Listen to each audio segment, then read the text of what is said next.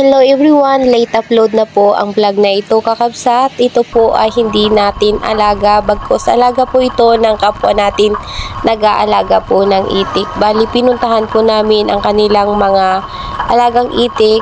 Ang dahilan po natin ay para magpatulong humanap ng pagkain ng ating mga alagang itik. Dahil sa panahon na ito kakabsat ay napakahirap po ng pastulan at nagpapakain po kami ng mais sa ating mga alagang itik at sila po yung nakakaalam kung saan makakahanap at makakabili ng mais, kaya nanuyo po kami para nang sa ganon ay makahanap po kami ng pagkain na ipapakain namin sa ating mga alagang itik. At papunta na nga tayo sa kanilang pastulan.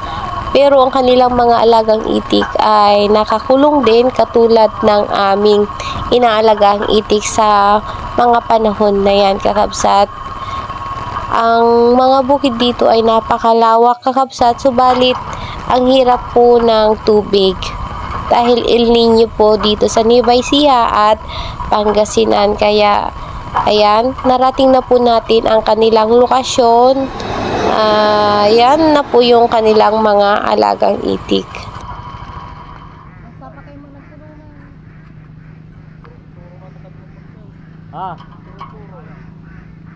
Ne, datoy mo ni Kwan.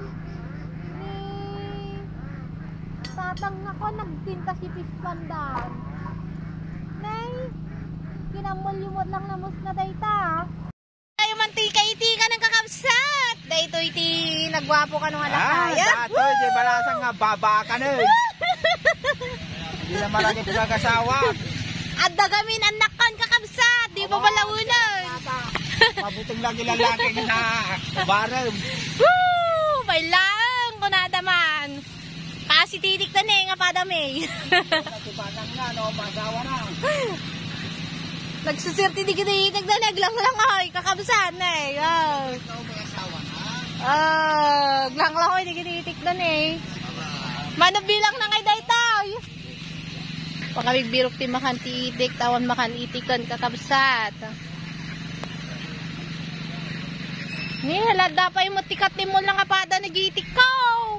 Anlan eh, kakasi.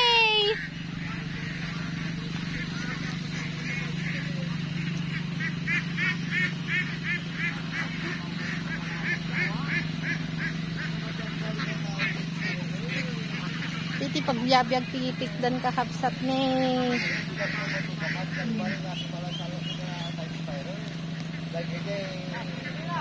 Kasto iti pa may birukan. Kasama tibakan tayo di tarakan tayon kakabsat. Tawang pastura na yun. Lana pong mapapasulan ng itik.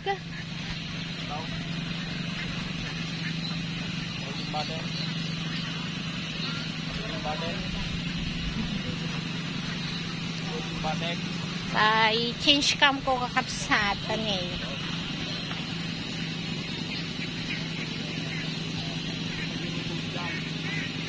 Lang, dapat bating na itik naman nga pada tayo mat. Itik mo dahi tayo manong? Itik mo dahi ta? Tuwa kami nag-initik kinanggal mo man day. So tado itik nagtam. Ay, pinaglaok yan? Kaya yumit niya. Ay, gagas yung ay. Ay, gagas me. Makan ang. Awan, agas na kabday ta? Kan nagkukutan nay? Talaga nga, kita nabisingan lang na kita mo nga. Kas katatawa nga dandani awan iluto na.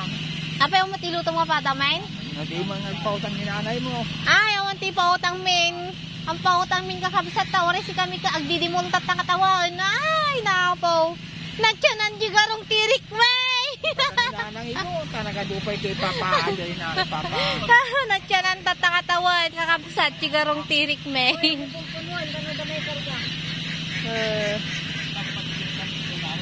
Ajay.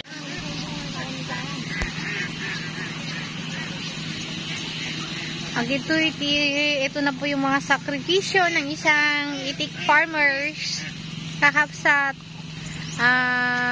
Mahirap po ngayon maghanap ng pastulan. Fish pan po ito. Kinukulong na sa tanghali plus yung pinakita ko po kaninang nakasako, yun na po yung pagkain ng itik.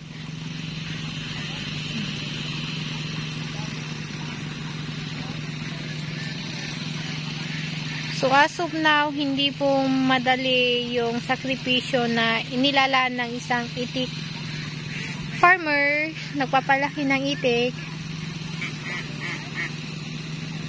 para sila ay mabuhay dahil napakahirap po ng tubig ngayon, El Nino po dito sa Pangasinan at Nueva Ecija. Manong ay bilang na dahito nga itik. Ha? Mano bilang na? 7,000 dahito, kuslawan. Birong watat ta ngayon. Ha? Manaw? 5 mil? Weh, pachan! 8.5 ka na, awan tinaksay?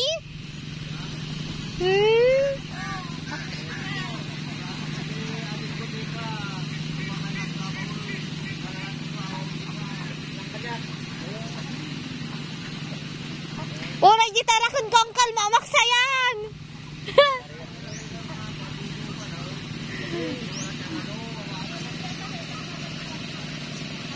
Oh, kastoy tibiyag tagiitik ne, makadanon ka pinga dagos. Oh.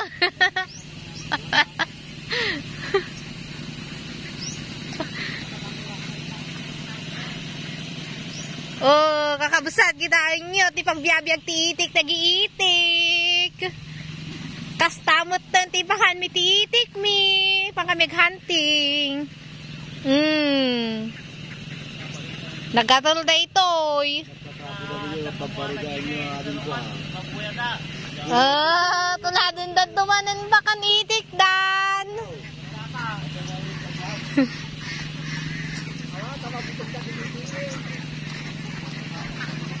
Uh, 3 months. Dabating na ba yung pada mini? Dahil tati paglinungan, tiyagi itik, agita tipakan.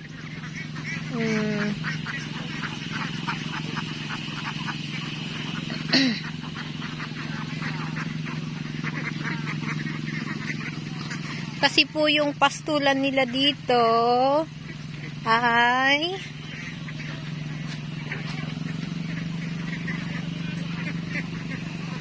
tanim, nagtatanim na po sila. Yan na po.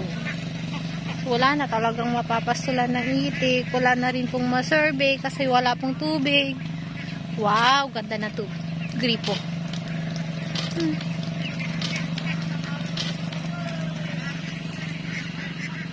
Ganda ng pwesto nila.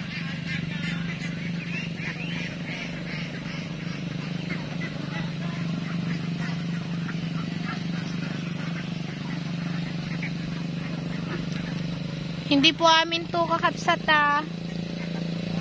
Itik po to ng kapwa nating nag-alaga ng itik. Yan. Bisita. Bisita lang tayo.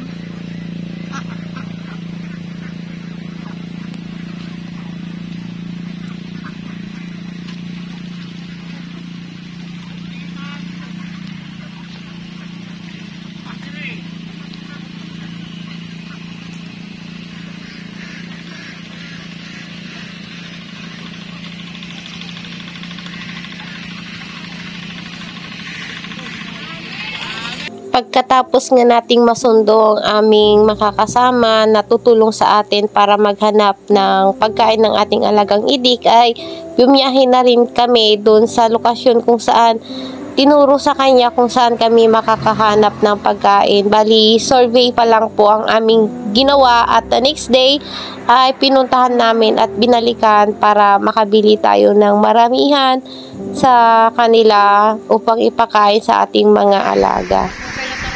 At ito nga pala yung mga binabantayan nila nanay, binabantayan naming alaga nating itik noong mga panahon na ito dahil napakatagal ko na nga pong hindi nag-upload dito sa ating YouTube channel at hindi ko po maharap mag-edit At ngayon ko lang po naharap gumawa ng vlog at i-edit ang nakastock na video na ito para sa inyo. Ay binabahagi ko ang vlog na ito para mapaghandaan po ninyo kung papasok kayo sa ganitong business ay hindi pwedeng wala po tayong sapat na budget.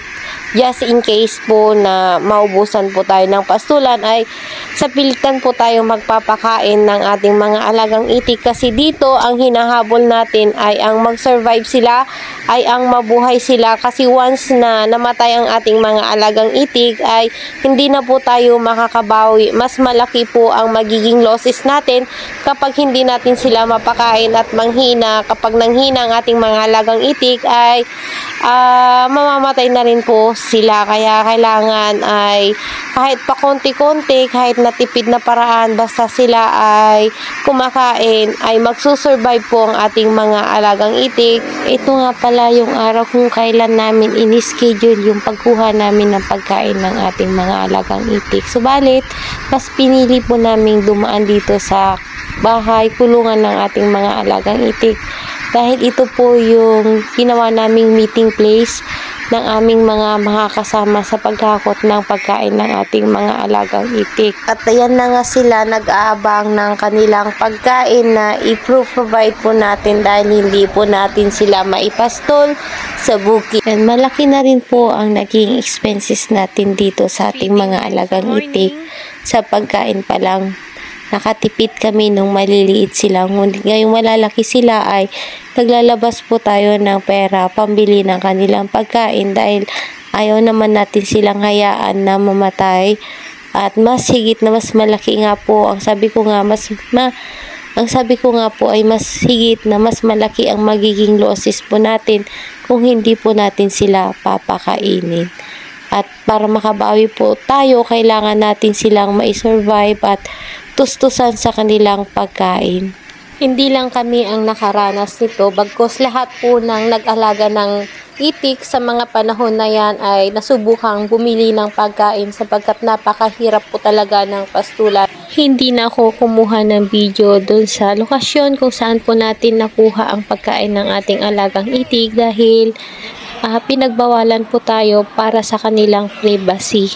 At ito nga, nakauwi na po kami ng bahay, dala-dala ang mga nabiling pagkain ng ating mga alagang itik at sila lang din ang nagtulungan na magkarga. Hindi na po kami kumuha ng pahinante dahil dagdag expenses pa po natin at nagtitipid po talaga kami.